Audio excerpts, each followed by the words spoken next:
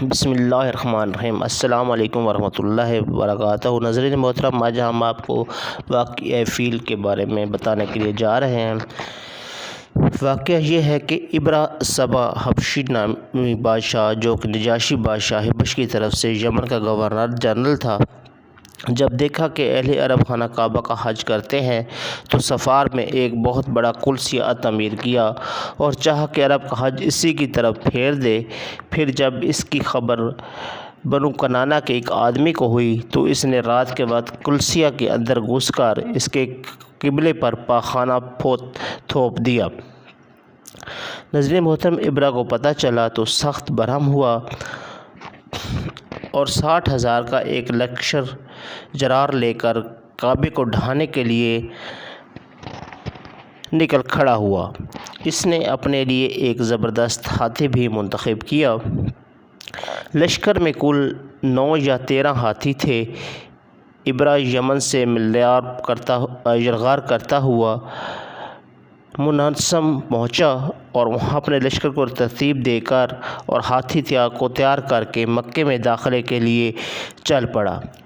جب مزدلفہ اور منا کے درمیان واقع محصر میں پہنچا تو ہاتھی بیٹھ گیا اور کعبے کی طرف بڑھنے کے لیے کسی طرح نہ اٹھا۔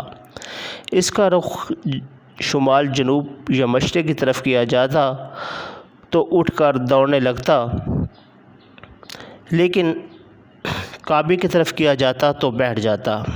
اسی دوران اللہ تعالیٰ نے چڑیوں کا ایک جھنڈ بھیج دیا جس نے لشکر پر ٹھیکری جیسے پتھر گرائے اور اللہ نے اسی سے انہیں کھائے ہوئے بھوس کی طرح بنا دیا۔ یہ چڑیاں ابابیل اور قمری جیسی تھیں۔ ہر چڑیا کے پاس 3 کنکریاں تھیں، ایک چونچ میں اور 2 پنجوں میں۔ کنکریاں چنے جیسی تھیں، مگر کسی کو لگ جاتی تو اس کے اعضاء کڑنا شروع ہو جاتے تھے اور وہ مر جاتا تھا۔ یہ کنکریاں ہر آدمی کو نہیں لگی تھیں، لیکن لشکر میں ایسی بھاگ دوڑ مچی کہ ہر شخص دوسرے کو رونتا، کچلتا، گرتا پڑتا بھاگ رہا تھا۔ پھر بھاگنے والے ہر راہ پر گر رہے تھے اور ہر چشمے پر مر رہے تھے۔ ادھر ابرہ پر اللہ نے ایسی آفت بھیجی کہ اس کی انگلیوں کے پور جھڑ گئے اور سنا پہنچتے پہنچتے چوزے جیسا ہو گیا۔ پھر اس کا سینہ پھٹ گیا، دل باہر نکل آیا اور وہ مر گیا۔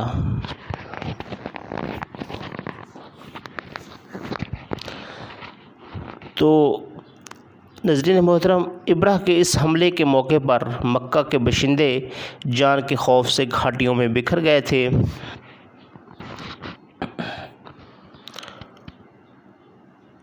اور پہاڑ کی چوٹیوں پر جا چھپے تھے۔ جب لشکر پر عذاب نازل ہوا تو اطمینان سے اپنے گھروں کو پلٹ آئے۔ یہ واقعہ بیشتر اہل سیر کے بقول نبی کریم صلی اللہ علیہ وسلم کی پیدائش سے صرف 50 یا 55 دن پہلے ماہ محرم میں پیش آیا تھا، لہٰذا سن 571 ہجری کی فروری کے آخر یا مارچ کے اوائل کا واقعہ ہے۔ یہ در حقیقت ایک تعمیدی نشانی تھی جو اللہ نے اپنے نبی اور اپنے کعبے کے لیے ظاہر فرمائی تھی،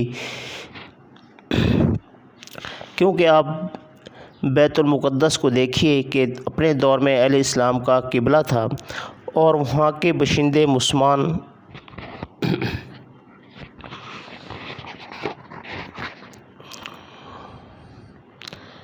تھے۔ اس کے باوجود اس پر اللہ کے دشمن یعنی مشرکین کا تسلسل ہو گیا تھا، جیسا کہ بخت نصر کے حملہ سن 507 ہجری اور اہل روما کے قبضہ سن 70 ہجری سے ظاہر ہے، لیکن اس کے برخلاف خانہ کعبہ پر عیسائیوں کو تسلسل حاصل نہ ہو سکا، حالانکہ اس وقت یہی مسلمان تھے اور کعبے کے باشندے مشرک تھے۔ تو ناظرین محترم، اس طرح یہ پھر یہ واقعہ ایسے حالات میں پیش آیا کہ اس کی خبر اس وقت کے متمدن دنیا کے بیشتر علاقوں یعنی کہ روس، فارس میں آنن فانن پہنچ گئی، کیونکہ حبشہ کا رومیوں سے بڑا گہرا تعلق تھا، اور دوسری طرف فارسیوں کے نظر رومیوں پر برابر رہتی تھی، اور وہ رومیوں اور ان کے خلیفوں کے ساتھ پیش آنے والے واقعات پر گہری نظر رکھتے تھے اور اس کا برابر جائزہ لیتے رہتے تھے۔ یہی وجہ ہے کہ اس واقعے کے بعد اہل فارس نے نہایت تیزی سے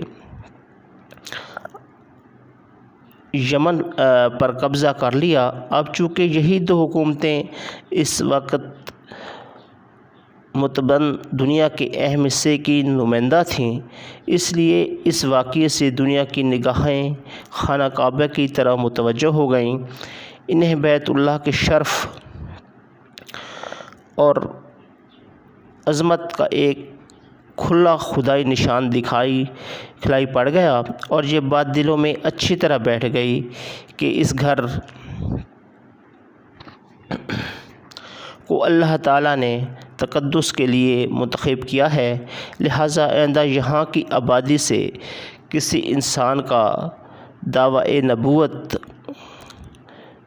کے ساتھ اٹھنا اور واقعے کے تقاضے کے عین مطابق ہوگا اور خدائی حکمت کی تفسیر ہوگا۔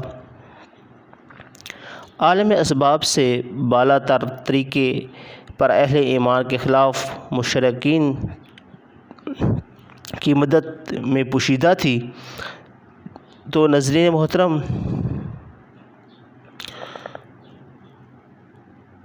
یہ تھا واقعہ خانہ کعبہ پر حملے کا۔ اگر آپ کو ہماری ویڈیوز پسند آئیں تو انہیں لائک کریں، شیئر کریں، ہمارے چینل کو سبسکرائب کریں تاکہ اس طرح کی روز نئی آنے والی اسلامی اور انفارمیشن ویڈیوز آپ کو بر وقت ملتی رہیں۔ اللہ حافظ۔ اللہ آپ سب کا حامی و ناصر ہو۔ السلام علیکم۔